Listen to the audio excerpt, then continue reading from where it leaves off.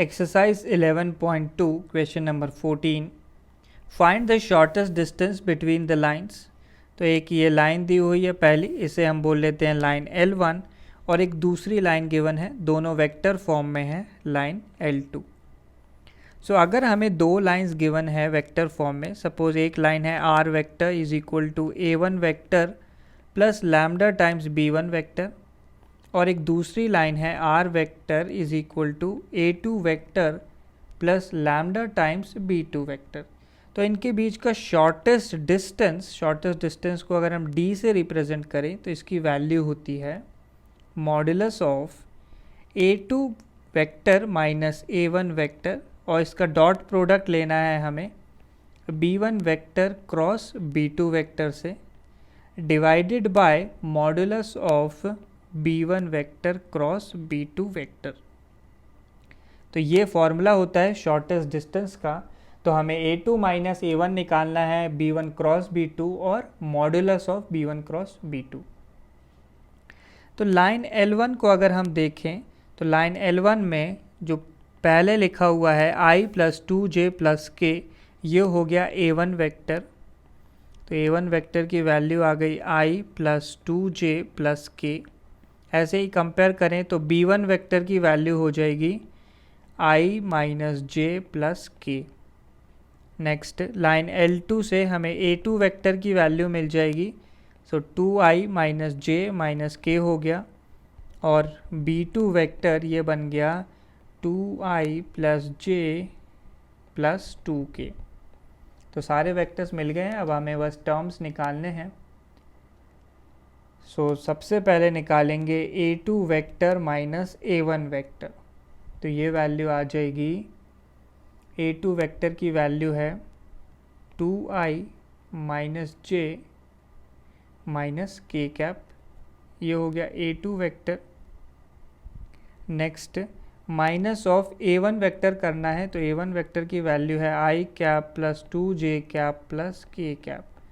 तो ये बन गया 2I माइनस I, तो I cap minus J minus 2J, तो ये हो गया minus 3J minus K cap तो माइनस 2K कैप। ये आ गया A2 माइनस A1 वेक्टर।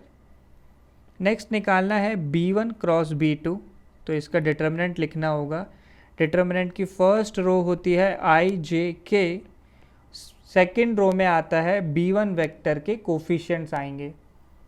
तो कोफिशिएंट्स हैं 1 माइनस 1 1। नेक्स्ट B2 के कोफिशिएंट आएंगे थर्ड रो में, तो ये हैं 2 1 2।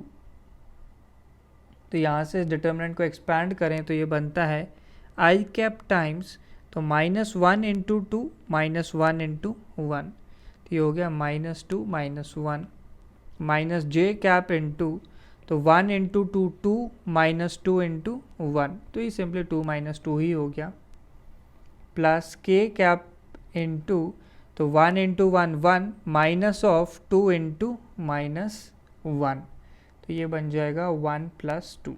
तो ये वेक्टर आ जाएगा माइनस 3I कैप 2 माइनस 2, तो 0 J कैप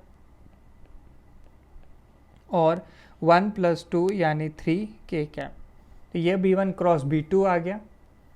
साथ में हमें चाहिए B1 क्रॉस B2 वेक्टर का मॉडुलस, तो ये हो जाएगा root of minus 3 square plus J का कोफिशिएंट 0 है तो 0 स्क्वायर प्लस K का 3 है तो 3 स्क्वायर।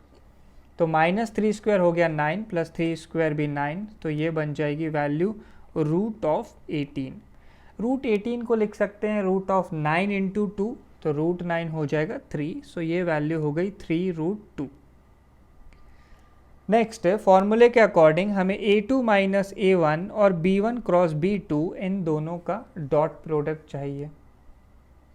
सो A2 vector minus A1 vector, इसका डॉट लेना है हमें B1 क्रॉस B2 के साथ। तो ये बनता है A2 माइनस A1, ये वैल्यू आ गई थी I cap minus 3J cap minus 2K cap. इसका dot product B1 cross B2 की वैल्यू आई थी minus 3I cap plus 0J cap plus 3K cap. तो डॉट प्रोडक्ट, तो आई को आई से तो 1 इंटू -3 बनेगा, 1 इंटू -3, जे का जे से तो -3 इंटू 0 प्लस -3 इंटू 0, और के का के से तो -2 इंटू 3 आ जाएगा। तो ये वैल्यू आ गई। तो 1 इंटू -3, सेकेंड टर्म हो गया 0, और थर्ड टर्म -2 इंटू 3 तो -6। तो ये वैल्यू आ गई -9। तो हमारे पास शॉर्टेस्ट डिस्टेंस का फॉर्मूला है modulus of a2 vector minus a1 vector, इसका डॉट था b1 क्रॉस b2 के साथ, अपॉन b1 क्रॉस b2 का मॉडुलस लेना है, modulus of b1 cross b2। तो डॉट प्रोडक्ट की वैल्यू आई है -9, b1 क्रॉस b2 हमने निकाला है 3√2, और इसका लेना है मॉडुलस। तो 9/3 ये वैल्यू 3 हो जाएगी, सो 3/√2 आ जाएगा आंसर। सो ये हो गया शॉर्टेस्ट डिस्टेंस। इसको √2 से मल्टीप्लाई डिवाइड कर लेते हैं, तो ऊपर आ गया 3√2 और नीचे बन जाएगी वैल्यू 2। तो ये आ गया shortest distance between the lines.